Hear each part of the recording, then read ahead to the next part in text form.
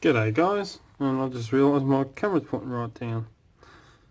Alright, anyway, there we go. G'day guys. So,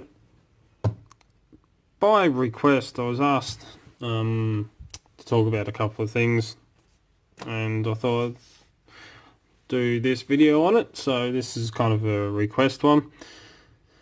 I was asked about fault sets, and if I could do a video on them, talking about them and explaining them a bit more.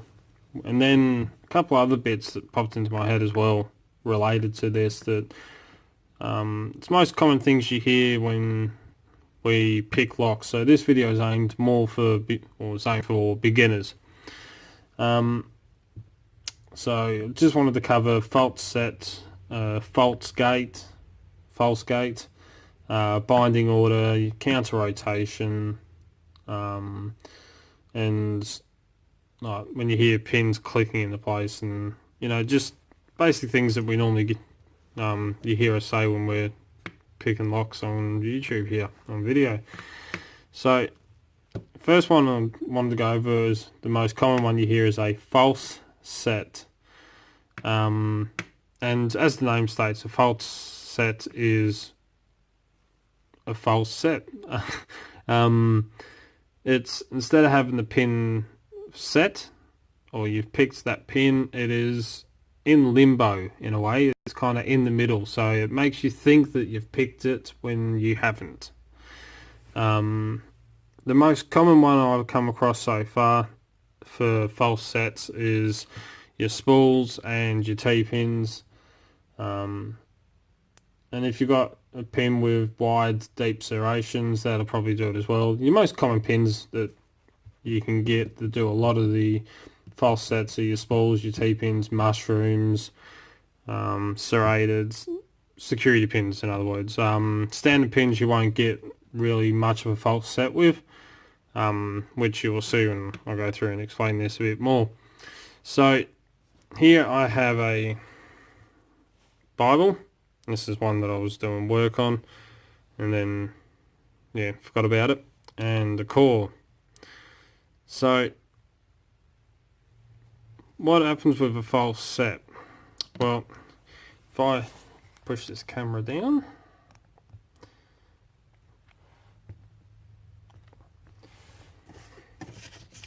so you've got your core, and we'll take pin 1. So I've got a key pin here, and I'll just drop it.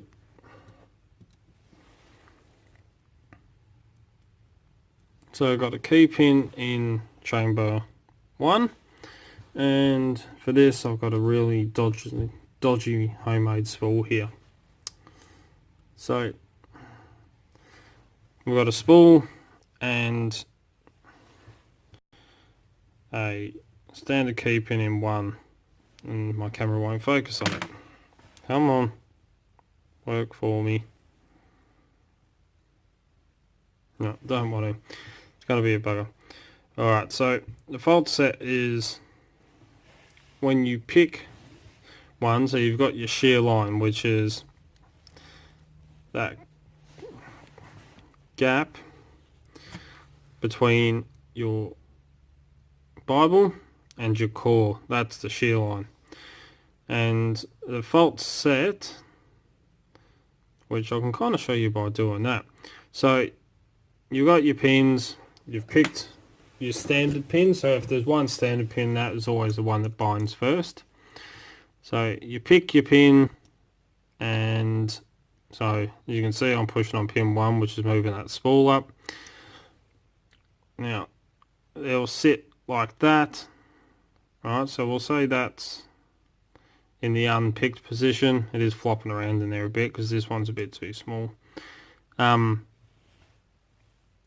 it's sitting in like that. I might actually move this down a little bit more and zoom in. May focus a bit better. There we go. So you pick pin 1 and your fault set, and if I push in on this core, you should be able to see. So you can see where that spool was sitting in the upright straight position. and it's sitting there right in the middle of the chamber, and then when you pick it and you get it to that lip, so that'll be what your false set is. So as you can see, sitting on an angle like that. It's a bit more extreme now. So imagine it's sitting like that in the lock itself. If I go like this, just drop that in the top there. So in the lock itself, if I can get it to, that's why. I'm trying to do this through the camera and I put it in the wrong way. That way.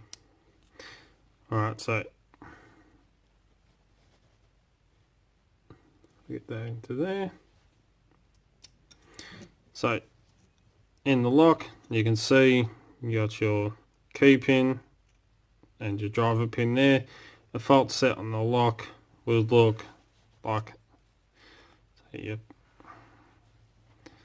pick it, that there is your false set. So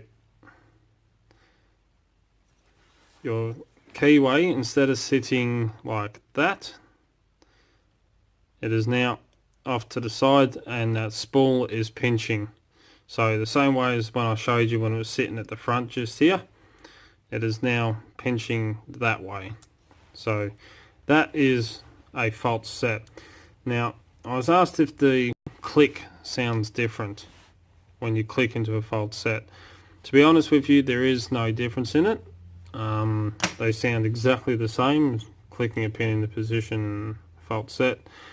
So again, just show you that's what happens, but that way. There is no difference in the sound, so it's just that whole feeling. Now what normally goes in hand to hand with a false set is counter rotation.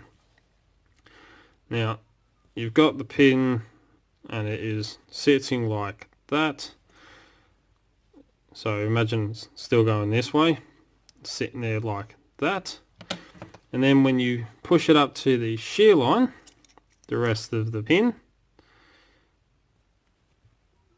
counter rotation will happen when it comes that way, so it pushes back on itself. So pretty much the counter rotation, you got your false set there, and then when you push up on your pin, your counter rotation is it moving, the core moving back in the opposite direction till you get it to the shear line, and then you have to get back to your deep false set or a pick if that's the one you're stuck on. So that pretty much covers your false sets and your counter rotation. I'll just zoom back out. So as I say, so the main common pins that will cause this are your spools, T-pins, deep serrations. All your security pins will cause false sets and counter rotation. Now to quickly cover a false gate. A false gate is kind of like the same thing, but it more towards your disc detainer locks, like this one here or this one over here, or sidebars in locks. So take for instance this ASA 6000, you can see it's got pins down the bottom there, which I'm gathering, I haven't picked this one yet. It will have a sidebar along here, and the false gate on the sidebar, let's grab a piece of paper here, it's pretty much, say it's a disc, you got your disc here like this for your disc lock. You've got your normal gate here where your locking pool's got to go into to be able to turn it, and you've got a false gate here, maybe another one there if you're like that. So these two will give you that false set kind of feel, but it's not a full set or full open as what the proper gate for that locking pool to actually fit into in order to turn the core. So that's the same goes for sidebars. So for your bar locks and stuff like that, any locks that have security sidebars, that's what a false gate is. So that pretty much covers that bit. I'm trying to do this pretty quick. I'm up to 10 minutes already. Your binding order is the most common one you hear. Because of the way that locks are made, there are slight variations in, could be the spacing, so they may not all set up exactly dead straight. There may be a couple of chambers that point off slightly more to the left or to the right, and that's where your binding order will come in, which pins will bind first. So if you pick clockwise, your binding order, for instance, may be pin 5, then it might jump down to pin 2, then you might go up to pin 4, pin 3, and then pin 1. And then if you pick counterclockwise, because of the difference in the I've had a mental blank for a second, because your difference in the core again and the Bible, your binding order for counterclockwise may be pin 2, then pin 5, pin 1, 3 and 4. These are just made up anyway. Also, if you've got all security pins and one standard pin, 9 times out of 10, your standard pin will be the first one to bind on you. So that's just a quick rundown of your binding order, and that's stuff that you'll hear us talk about quite often. So as I was saying, this video is aimed more for beginners and people that are new, so it just gives you a little help, a little rundown of what we talk about when you hear us say about fault sets and stuff like that.